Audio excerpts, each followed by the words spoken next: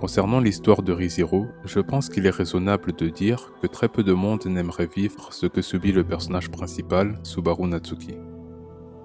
Mourir constamment, souvent en étant sauvagement assassiné, devoir revivre les mêmes traumatismes encore et encore, en gardant à chaque fois le souvenir de la douleur qu'on a endurée, et surtout ne pouvoir se confier à personne. Le mélange entre ce traumatisme répété et la solitude suffirait à briser l'esprit de beaucoup de gens.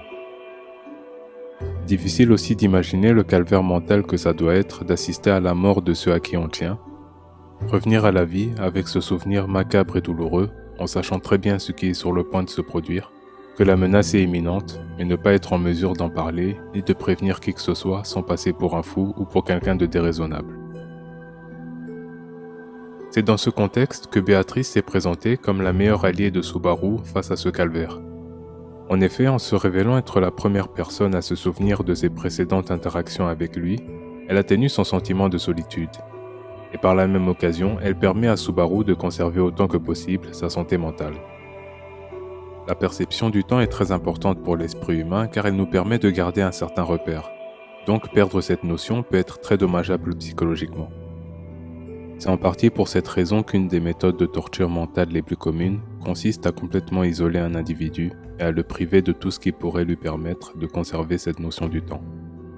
Et c'est aussi pour ça que l'on voit souvent des protagonistes se retrouvant isolés se mettre à adopter des méthodes leur permettant de garder le fil des jours qui passent. Cela permet de rester sain d'esprit, mais aussi de rester concentré sur des tâches à suivre et chercher une solution à la situation dans laquelle on se trouve.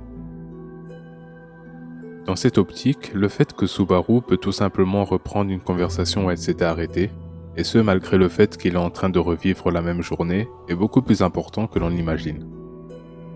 Béatrice représente une ancre dans un certain présent ainsi qu'une source de stabilité.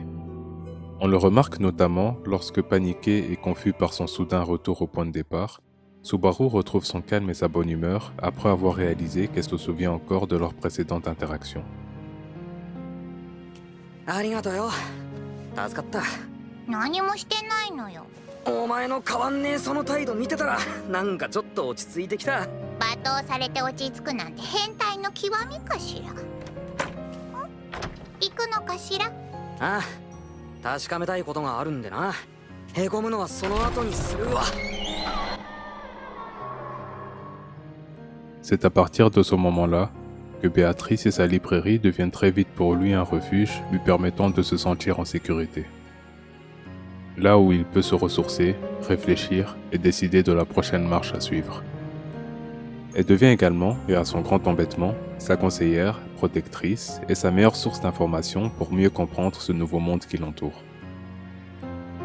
Ce que je trouve chaleureux et même un peu émouvant est que malgré l'air dédaigneuse et ennuyé qu'elle exprime envers Subaru, Béatrice se montre toujours prête à l'aider, à lui donner refuge et à lui accorder sa protection, même si cela implique une confrontation directe avec son propre entourage.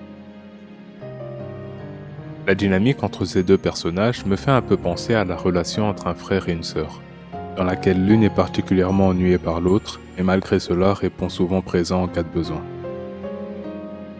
Béatrice est un peu le phare dont le mental de Subaru avait désespérément besoin. En plus de lui offrir de la stabilité, elle soulage son angoisse, son sentiment d'impuissance et de solitude. De ce fait, elle l'empêche de complètement sombrer dans le désespoir. Elle agit comme cette petite fée qui accompagne le héros dans sa quête et lui prête assistance lorsqu'il est complètement perdu. Et c'est cela qui la rend si importante pour le personnage de Subaru et pour son développement.